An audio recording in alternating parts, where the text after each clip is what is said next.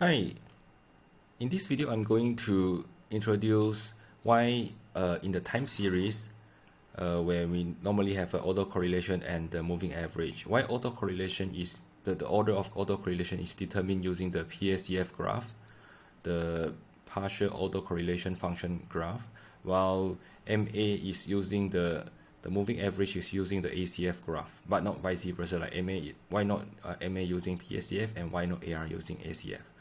Okay, to understand this, now first of all, we give the formula of ACF, which is if we are concerning about the k time step, which is t minus k for the y. So we are concerning on this correlation of these two variables. So basically this is the equation, the covariance of yt and yt minus k over the variance of yt.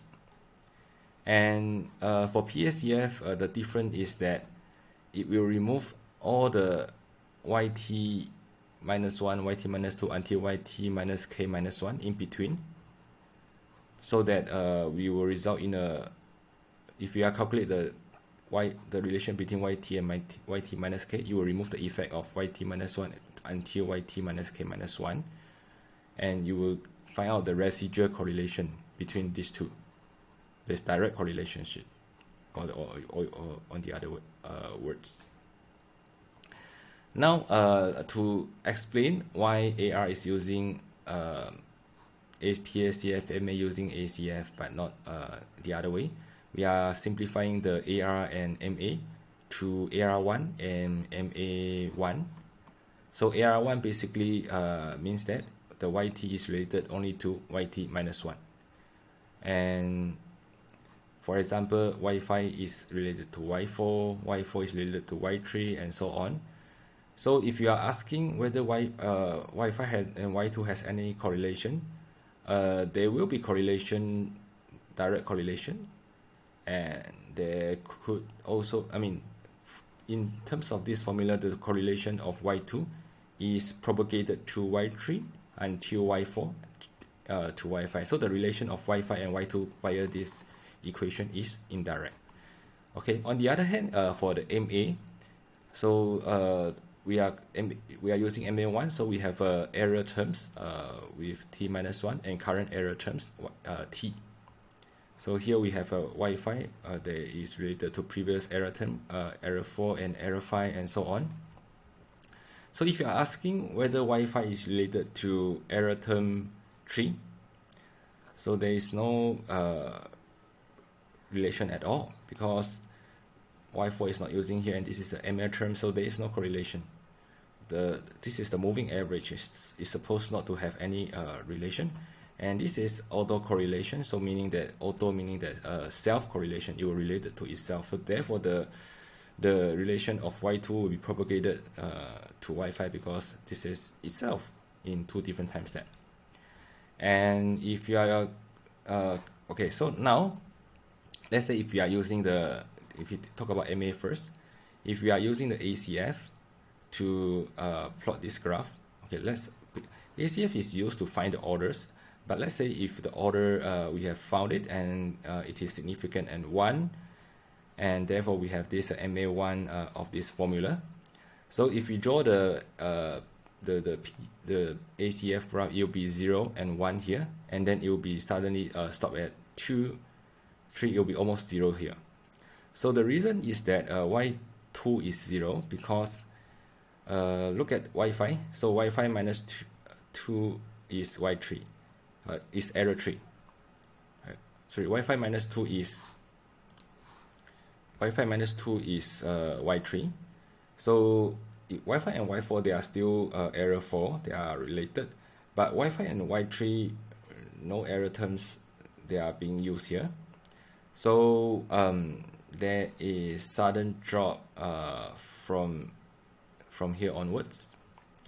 While for the PACF curve, they are still value at Y3. The reason is that this is 0, this is 1, this is 2. So 2 meaning 5 minus 2 equal to Y3. The reason is that Y3 and Wi-Fi for PACF will remove the effect of Y4. So it unnecessarily remove the effect of Y4. It will have some residual after removing the Y4, you have some residual correlation between Y3 and Y5, which will show up some value here, a weak signal, but not so much. So this is like you are doing some unnecessary thing and then result in undesired effect. So we don't use PACF because PACF is not designed for MA. We don't need to remove anything in between because this is moving average. It doesn't indirectly pass itself to Wi-Fi. Therefore, we don't need to remove anything in between. So we don't use PACF. While for AR, we need to use PACF. The reason is that, okay, so let's assume this particular formula. So for YT, there is some relationship with YT minus 1. So at time step 1, we still have some signal. At time step 2, you will go to 0 because for time step 2, Wi-Fi, there is no relationship with Y3 at all. Okay, PACF will remove all the intermediate, like the Y4, the effect of Y4 to Wi-Fi. Similarly, there is no relationship from Wi-Fi to Y2. It will remove all the relation from Y3, Y4. So it will counter this effect. You remove it, and there will be a residual here, which is Wi-Fi and Y2 direct relationship. And therefore, since Wi-Fi is only related to Y4, the two of it have a very good signal, and this dotted line is the threshold. And while for ACF, let's say if there are two, right? So Wi-Fi and Y3, because ACF will not remove any indirect relationship, it's just a direct comparison, and this YT will have effect from YT minus 1, YT minus 2, and this YT minus K will propagate this effect to YT.